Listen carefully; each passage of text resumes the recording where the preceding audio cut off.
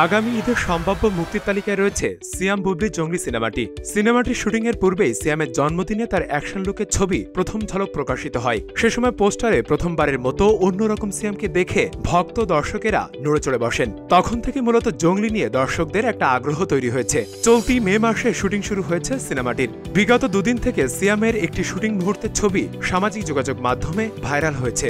অগোছালো চুল, উস্কো খুস্কো লম্বা গোপে অন্যরকম লুকে সিয়াম। হঠাৎই এই সিয়ামকে দেখে কেউ কেউ অবাক হয়েছেন। সামাজিক যোগাযোগ মাধ্যমে এমনটাই মন্তব্য করছেন অনেকেই। অবশ্য সামাজিক যোগাযোগ মাধ্যমে নতুন এই সিয়ামকে অনেকে চিনতে পারেননি।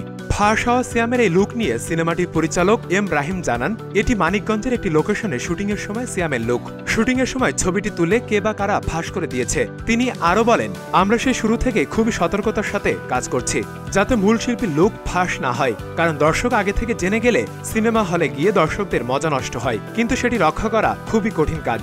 এর আগেও আরেকটি ছবি এভাবে সামাজিক যোগাযোগ মাধ্যমে প্রকাশ ঘটেছিল। জানা গেছে জঙ্গলি ছবিটি শুটিং প্রায় শেষের পথে। শুক্রবার মানিকগঞ্জের লোকেশনে দ্বিতীয় ধাপের কাজ শেষ হয়েছে।